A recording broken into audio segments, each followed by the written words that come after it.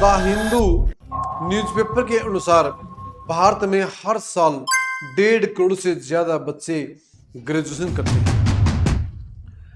परंतु बड़ी विडंबना की बात है कि इसमें से मात्र 8 से 10 लाख लोगों को ही अच्छी जॉब मिलती है।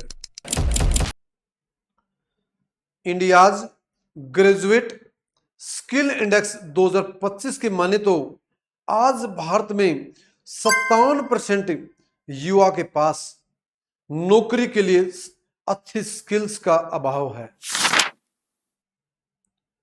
CMIE centre for monitoring Indian economy के अनुसार भारत में 2024 में शिक्षित बेरोजगारी बहुत ज्यादा थी, खासकर युवा शिक्षित बेरोजगारी। परंतु बड़े आश्चर्य की बात है कि टोटल वर्क फोर्स में 83% के आसपास शेयर अकेले युवा बेरोजगारी का था। हाल ही में ministry of statistics programme and implementation की पीरियोडिक लेबर फोर्स सर्वे के अनुसार भारत में आज 5.6% के आसपास बेरोजगारी रेट है। इसमें से in rural areas 13.7% and in urban areas में 17.9% के आसपास है। नमस्कार दोस्तों, our honourable prime minister Narendra Modi ने जब 2015 में स्किल इंडिया मिशन लॉन्च किया तब उन्होंने कहा था कि युवा बेरोजगारी देश के लिए एक बहुत बड़ी चुनौती है। Our former prime minister doctor Manmohan Singh ने भी चेताया था कि युवा बेरोजगारी देश के पीस, प्रोस्पेरिटी और प्रोग्रेस में एक बहुत बड़ी बाधा बन सकती है यदि समय पर प्रॉपर एक्शन नहीं लिया गया। नीति आयोग इकोनॉमिक सर्वे 2024-25 ने भी ये चेताया है कि भारत में युवा बेरोजगारी बढ़ती जा रही है। और farmer RBI governor Raghuram Rajan ने भी ये कहा था कि यूथ अनएम्प्लॉयमेंट भारत में साल दर साल बढ़ती जा रही है। इसके लिए सरकार को प्रॉपर और समय पर एक्शन लेने चाहिए। न केवल नेशनल इंस्टीट्यूट्स बल्कि इंटरनेशनल संस्थाएं लाइक वर्ल्ड बैंक, UNDP और ILO जैसी संस्थाओं ने भी भारत को ये चेताया है कि यूथ अनएम्प्लॉयमेंट भारत के फ्यूचर के लिए एक खतरा है।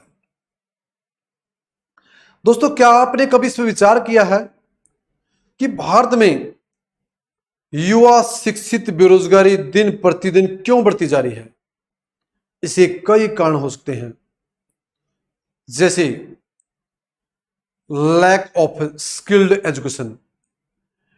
आज भारत एजुकेशन पर GDP का लगभग 4.6% के आसपास खर्च कर रहा है, जबकि नॉर्वे, साउथ कोरिया जैसे देश GDP का 7%, 8% खर्च कर रहा है।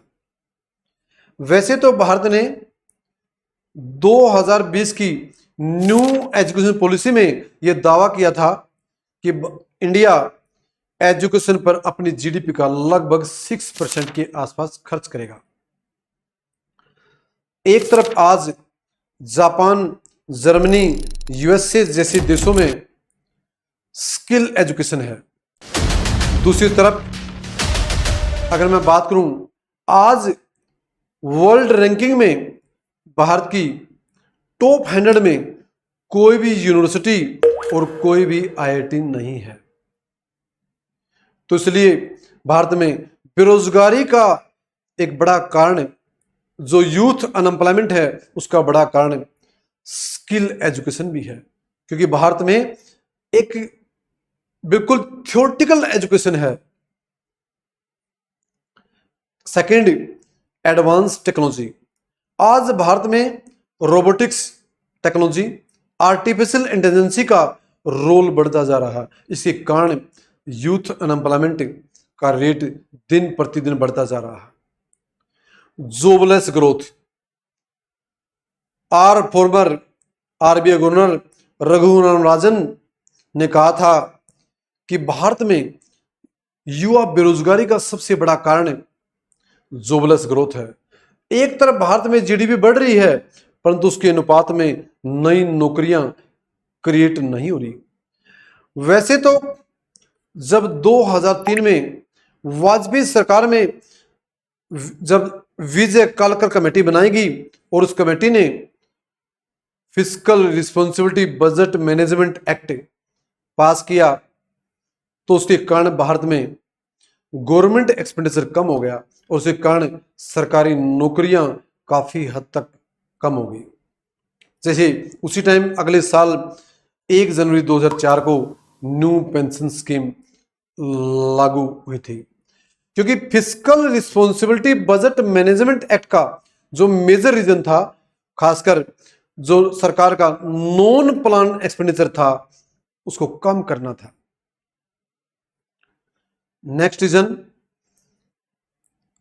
Maximum dependency on government job. आज इंडिया में ज्यादातर यूथ गवर्नमेंट जॉब पर डिपेंड होते जा रहे हैं, परंतु दोस्तों गवर्नमेंट जॉब सरकार कई बार समय पर नहीं निकाल रही और कई बार पेपर लीक हो जाते हैं, जैसे रिसेंटली भी सा इन बिहार, यूपी, एमपी में दिखा। और कई बार जो रिक्रूटमेंट की जाती है वो कोर्ट में फंस जाती है। Maximum share of informal sector. आज भारत में जो जॉब है वो ज्यादातर इनफॉर्मल सेक्टर में है। इनफॉर्मल सेक्टर जो रजिस्टर्ड कंपनीज नहीं है, मतलब जिनमें ज्यादातर हमारे यूथ का एक्सप्लोटेशन होता है, वो भी एक रीजन है। Corruption and nepotism is also responsible for youth unemployment.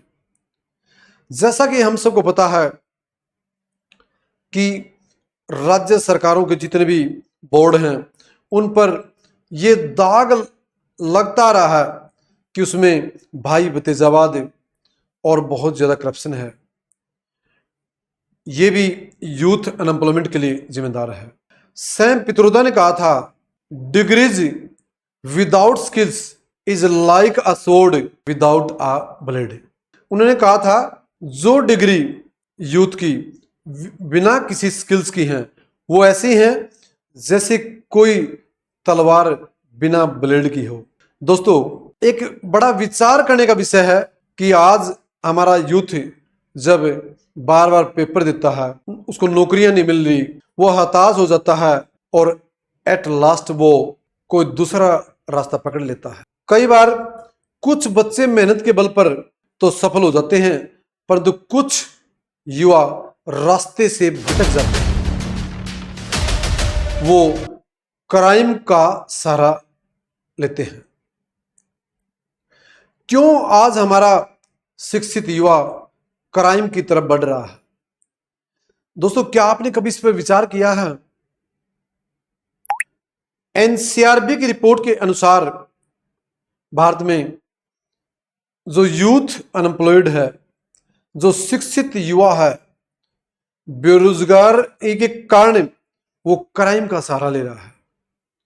वो different crimes like online fraud, जैसे साइबर क्राइम, रैंसम, डकैती, चोरी, जैसे मर्डर, रेप जैसे क्राइम में बढ़ चढ़कर भाग ले रहा है। इसके कई कारण हो सकते हैं। First, economic pressure. जब कोई बच्चा नौकरी न मिलने के कारण थक जाता है, हताश हो जाता है, निराश हो जाता है, डिप्रेशन में चला जाता है, तो वो शॉर्टकट चाहता है। आज हमारा यूथ लॉन्ग कट की जगह शॉर्टकट की तरफ ज्यादा अट्रैक्ट हो रहा है। सोशल प्रेशर, कर्ज, परिवार की जिम्मेदारी आज हमारे शिक्षित युवा को अपराध की दुनिया अपनी तरफ बहुत इमीडिएटली खींच लेती है। क्योंकि हमारा जो यूथ है आज वो सोचता है कि मुझे व्हाइट कॉलर जॉब नहीं मिली तो सबसे आसान तरीका क्राइम में जाने का है। क्योंकि वो नौकरी न मिलने के कारण, चाहे वो नौकरी प्राइवेट सेक्टर की हो चाहे वो गवर्नमेंट सेक्टर की हो।